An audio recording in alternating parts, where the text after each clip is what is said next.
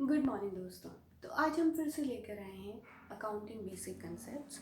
इस कंसेप्ट की कल हमने एक शॉर्ट टेक्निक समझ ली थी जिससे हम इजीली लर्न कर पाएंगे उस टेक्निक को। सेकेंडली हमने जो ये देखा था कि क्यों ये ज़रूरी है, थोड़ा सा ब्रीफ मैंने बता दिया था। आज हम थोड़ा डिटेल में पढ़ लेते हैं। तो सबसे पहली फर्स्ट कंसेप्ट है that is business entity concept. Business entity concept जैसा कि कल भी हमने डिस्कस किया था कि बिजनेस अपने क्रेडिटर्स, डेटर्स, ओनर्स और जितने भी अदर पार्टीज हैं सबसे डिफरेंट है।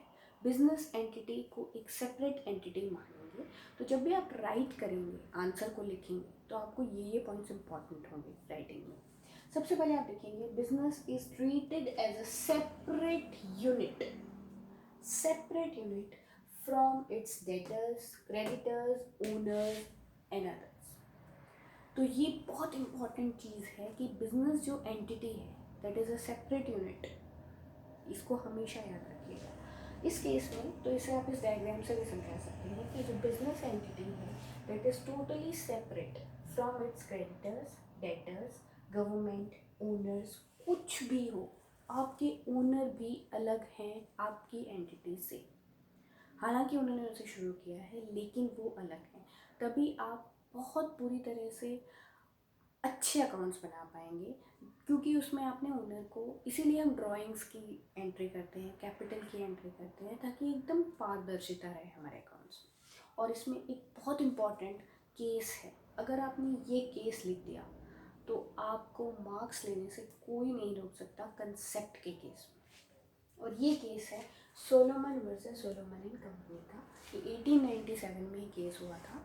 इसका जो ब्रीफ है वो ये है कि सोलोमन ने कहा कि भाई मैंने खुद ही मेरी कंपनी शुरू की है, नाम भी मेरा ही इस कंपनी में है, तो मेरी जो बेटे हैं या मेरे बच्चे हैं उनको इसका मिलना चाहिए। वो मैं आपको बिजनेस लॉ में पढ़ाऊँगी बहुत अच्छे से, अभी आप कंफ्यूज हो जाओगे।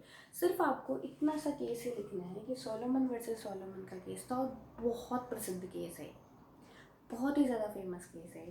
ये केस अगर आपने लिख दिया तो आपके मार्क्स कोई भी नहीं रोक सकता इस क्वेश्चन के अंदर, भले ये थ्योरी क्वेश्चन। उसके बाद आप लिखेंगे, आपको ये 3 पॉइंट मेनली लिखने हैं, जिसमें कि फर्स्ट पॉइंट है only the business transactions are recorded in the books of accounts not personal. If you are withdrawing some money that is called drawings.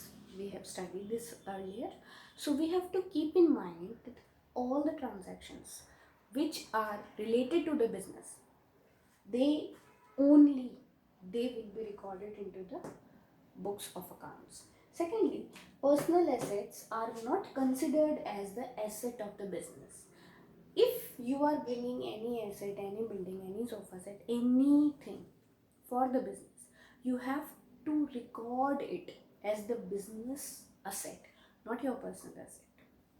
Third point ये है कि इनकम जो भी हमारी एंटरप्राइज से होती है हमको, that income is not considered as personal income. Yes, वो इनकम जो भी होगी वो हमारे बिजनेस की इनकम है। Okay, unless it is distributed to its owners. अगर आप डिस्ट्रीब्यूट कर रहे हो ओनर्स को, then that is okay, it is considered as personal income. But the income which is generated is called business income, not the person. Fine. इसके बाद में हम दूसरा शुरू करते हैं, जो कि दूसरा टॉपिक है